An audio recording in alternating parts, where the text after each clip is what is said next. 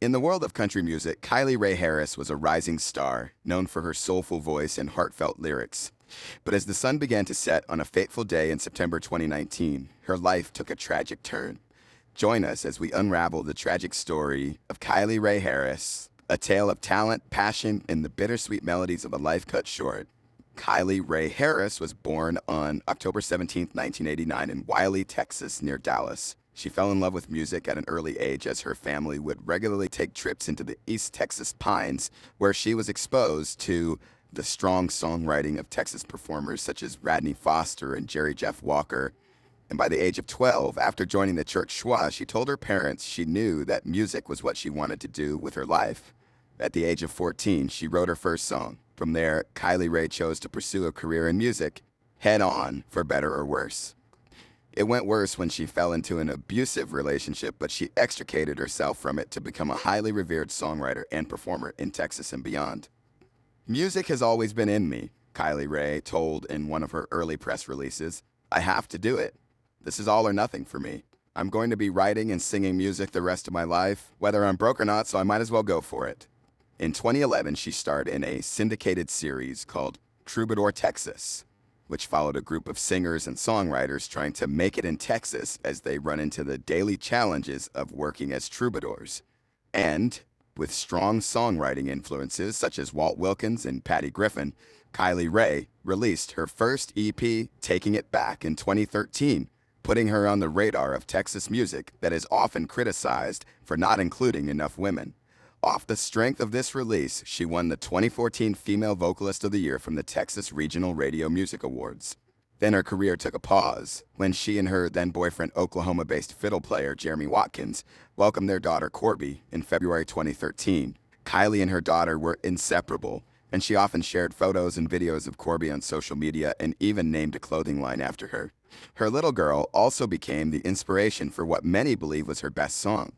And one of the best songs released so far in 2019, called 20 Years From Now, which she dedicated to her 6-year-old daughter and was featured on her EP, which was released in March 2019. 20 years from now, my prayer is that somehow you'll forgive all my mistakes and be proud of the choice I made. God, I hope I'm still around. Kylie Rae lost her father to cancer and said she wrote the song because she realizes some kids don't get to know their parents as adults themselves, she said. It scared me thinking that it was totally possible I could be gone before my daughter reaches that point, she told Billboard at the time. I want to meet my kids' kids. Getting to the age your parents were when you were a child brings a whole lot of perspective. Tragically, eerily so, her life would be cut short. September 4th, 2019 started as a special day for Kylie Rae since she was starting her over 500-mile drive from her home in Wiley, Texas to Taos, New Mexico to play at the Big Barn Dance Music Festival. It was an especially nostalgic trip as Kylie Rae planned to revisit old childhood landmarks along the drive that were meaningful after her father's death. The journey started pleasantly on that September day with Kylie Rae posting several videos to her Instagram story while driving. In one of the videos, she is shown cheerful of her singing along to the radio behind the wheel. A few hours earlier, she jokingly posted that she was low on gas and 36 miles, 58 kilometers, from the nearest gas station. Dear baby Jesus, please don't let me get stranded in NM, she tweeted. In a video geotagged to New Mexico hours before her demise, she even remarked with optimism. She also posted an emotional video message on her Instagram story hours before the crash. I look a mess because I've been crying, she said. It's all right, though. It's a good cry. Although she said she loved the music festival, she said traveling to Taos was difficult because many of her family members who lived there have died. In one of the videos she posted, Kylie Rae said something that many people found eerie. Literally everybody that was here has passed away except for my uncle, including my dad, she said. She said she had been driving for 12 hours, but you would think that's so exhausting and boring, but like the last couple of hours, driving through the mountains and just like remembering my place in the back seat, I started getting really sad, she said. Little did she know she would die in that same exact city she talked about in the video just a few hours later. Around 7:30 p.m., Kylie Rae was traveling south on State Road 522 in a black Chevrolet Equinox, probably still reminiscing about family memories. For reasons unknown, she struck a black Chevrolet Avalanche from behind. The collision initially sent Kylie Rae's vehicle into the northbound traffic lane, where she then collided head-on with a white 2008 Jeep which was traveling north on SR 522 at the time. Inside the car sat 16-year-old Maria Elena Cruz, a junior honor student at Taos High School. Near mile marker 1, the roads curved drastically and visibility grew short. Traveling at extreme speeds, Kylie Rae's Chevrolet Equinox veered suddenly into the oncoming lane. Her SUV slammed head-on at catastrophic velocity into Cruz's car. The collision was so violent that both cars were damaged beyond recognition. The trailing vehicle then rammed into the already destroyed vehicles. Heartbreakingly, one of the first responders on the scene was Pedro Cruz, Maria's father and deputy chief of the San Cristobal Volunteer Fire Department. He drove up to the scene in Taos on September 4, not knowing that his daughter, Maria Elena Cruz, 16, had been killed in the crash. The Taos County Sheriff shared, "He's an EMT, so he's no stranger to going out on calls, both medical, crashes, and other things, but very traumatic for him to not know but to respond anyway and then find it was his little girl." After seeing the horrific sight, both Kylie Rae and 16-year-old Cruz were pronounced dead on the scene, according to authorities. The other driver was not seriously injured in the crash.